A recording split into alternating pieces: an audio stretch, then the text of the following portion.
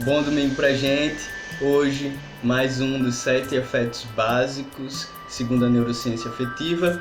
A gente tem um vídeo já iniciando sobre essa teoria, a gente tem um outro falando sobre teatralidade e a gente tá aqui conversando, tentando fazer essas relações, principalmente em cima do sistema Play. A gente já fez um vídeo sobre o brincar e como a gente encontra essas duas coisas, mas a gente vai buscando essa relação em outros sistemas também. Hoje, fear, medo, a necessidade de fugir.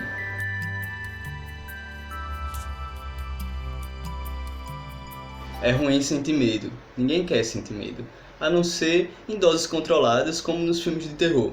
Eu gosto, para quem gosta. Mas no sentido evolutivo, a gente consegue perceber até mais fácil assim, a função desse sistema fear, que seria essa necessidade de fugir. Quando a gente sente medo, a gente pode fugir de um determinado predador e manter a sobrevivência da nossa espécie. O medo instintivo é esse com que se achou uma maneira, no decorrer de anos e anos de evolução, de se esquivar mais rapidamente, sabe? Se proteger e de encontrar maneiras assim de evacuar ou táticas de evasão mais eficientes para a preservação, em prol da própria preservação. E aí tem um estudo interessante, eu vou ver se eu deixo aqui embaixo, que faz essa relação com os animais que se aproximam, assim, tem interação com os humanos e como eles vão perdendo essa capacidade de farejar e de evitar predadores. Então a gente vai desaprendendo, a gente que digo qualquer outra espécie, da mesma forma que a gente vai aprendendo. Então tem o medo instintivo, que é esse nesse sentido mais evolutivo, e tem esse que também faz parte dessa necessidade evolutiva, que é um medo que a gente vai aprendendo. Não o afeto em si, esse a gente já vem, mas o que pode lhe causar medo, isso a gente pode aprender. Tá um calor desgraçado, a pessoa tem que ficar se secando, né? Vamos embora. Primeiro a gente vai falar da cinzenta periaquedutal, que é uma massa cinzenta que envolve o aqueduto cerebral. E é do tamanho de uma azeitona, assim, fica aqui. Essa massa ela é responsável, assim, pela nossa percepção de dor. E aí ela vai mandar todas as informações para todo o nosso sistema nervoso central. A gente comentou aqui em outro vídeo sobre essa sensação de prazer ou desprazer e como essa massa cinzenta ela é fundamental para isso. E aí determinada experiência a gente vai registrar como dolorosa ou não dolorosa, prazerosa ou não prazerosa a partir disso. Só que as complexidades vão ganhando outros cenários quando uma coisa não é aquilo ou aquilo outro, sabe? Assim, ela pode ser tanto prazerosas como desprazerosas, né? Assim, ela pode ser tanto positiva, mas ainda mais negativa, ou o contrário. E isso também pode acontecer com os nossos afetos. A gente está separando por vídeo, falando de cada um deles. Eles têm funções diferentes, mas eles vão agir muitas vezes juntos, com uma coloração mais de um ou mais de outro. No caso de hoje, do fear, o medo ele tá totalmente ligado, ele vai partir dessa percepção, sabe? Então, aconteceu algo, doeu, registrei e aquilo virou uma ameaça para mim. Então, como a gente viu, essa reação da ameaça que nos faz nos preservar, nos proteger, pode vir do medo ou pode vir também do rage, da raiva, que a gente vai falar na semana que vem, que é um outro parzinho que dá pra gente se comunicar melhor falando um de outro, assim, mais próximo, né? E aí, quando a gente percebe que aquela ameaça, ela não... a gente pode enfrentar aquilo, aí normalmente a gente vai ativar esse sistema do rage, da raiva, para enfrentar essa ameaça. Mas se a gente entende que aquela ameaça é maior do que nós, ou a gente sente que aquilo pode nos ferir, a gente normalmente ativa o fear, o medo. E muitas vezes esse medo é o que a gente sente, é o que a gente percebe. Muitas vezes as pessoas vão ter medo de insetos, de palhaço e ter alguns medos que podem ser até risíveis para outras pessoas que não estão sentindo, porque não parece ser concreto esse medo de algo tão pequeno, mas a gente sente, e se a gente sente, é concreto. Por isso a gente precisa destacar que os nossos vídeos aqui, eu vou citando alguns exemplos, mas não necessariamente é como você reage e como os seus afetos vão lidar com determinadas situações, porque cada uma pessoa, assim, temos histórias diferentes e o que ativa isso, o que a gente percebe como dor, como desprazer ou como ameaça, vai ser completamente diferente.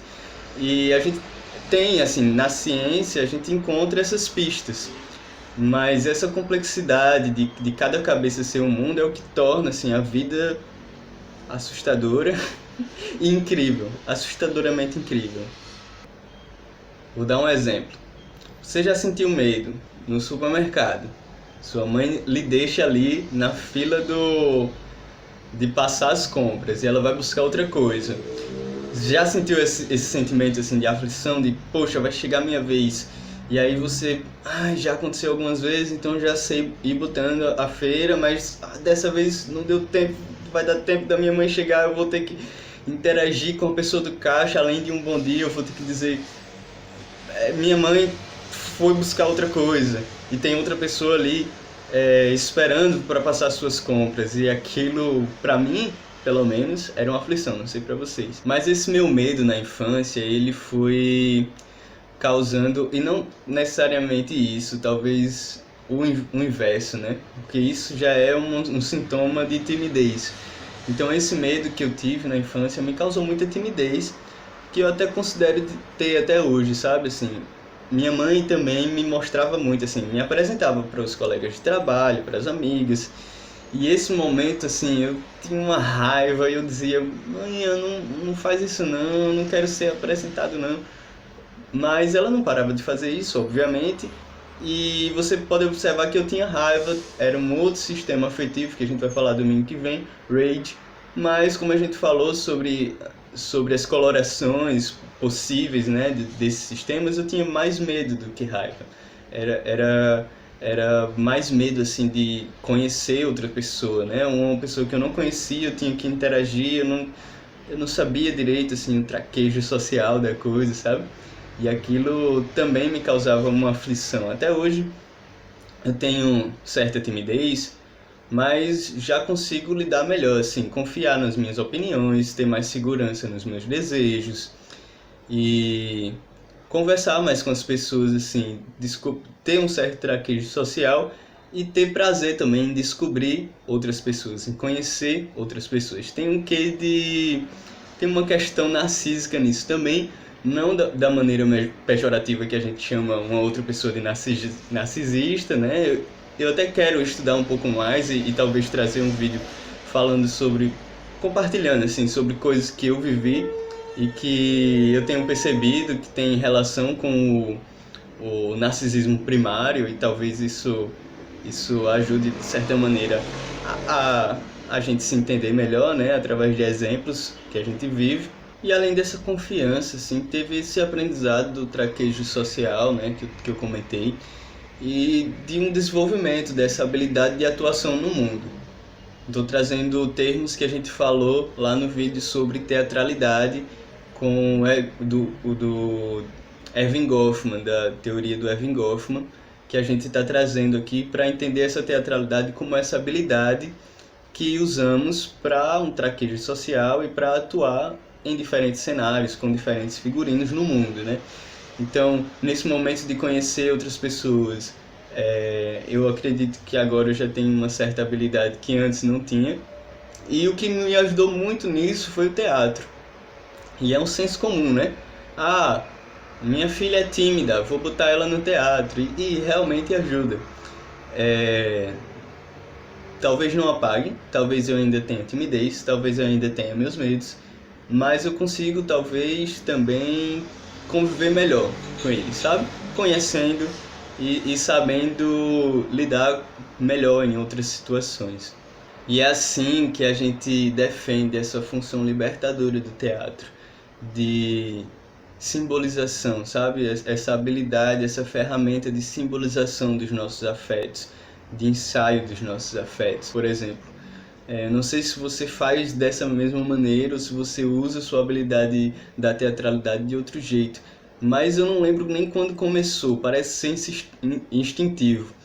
Eu fico muitas vezes em casa sozinho e antes de encontrar alguém ou encontrar um grupo de pessoas, eu ensaio certas possíveis conversas difíceis. Poxa, eu vou ter uma conversa difícil com amizades, com namorada, com alguém que trabalha, ou companheiros, companheiras em certo movimento que pensam alguma coisa diferente de mim. E aí eu começo a imaginar essa conversa difícil, começo a ensaiar em casa. Isso eu faço antes de fazer teatro, assim. E falando, assim, como se estivesse vivendo aquilo naquele momento. Muitas das vezes, e talvez a maioria das vezes, essas conversas difíceis não chegam nem a acontecer. Mas eu me sinto mais seguro quando eu chego em determinadas situações e já tenho ensaiado, pensado, simbolizado certas coisas antes, sabe? E aí, se vocês lembram do vídeo sobre o sistema Play, sobre o brincar, quem não assistiu, vou colocar por aqui. A gente comentou sobre essa capacidade de simbolizar, sabe? Esse como se fosse, que a gente tem conversado aqui, tem descoberto essa tríade ou esse quarteto, assim, de sentir, pesquisar esse sentimento, como acontece, quando acontece, e simbolizar, sabe? Que eu acho que esse simbolizar seria esse lugar que a teatralidade tem uma função, assim, e uma possibilidade de ajudar bastante grande, e até que a gente possa teatralizar isso no mundo mesmo, né? Agir de uma maneira diferente para ir vencendo essas barreiras. E aí é esse teatro que a gente tenta propor, um teatro compromissado com os nossos afetos, com as pessoas com quem a gente se relaciona e com a sociedade ao nosso redor.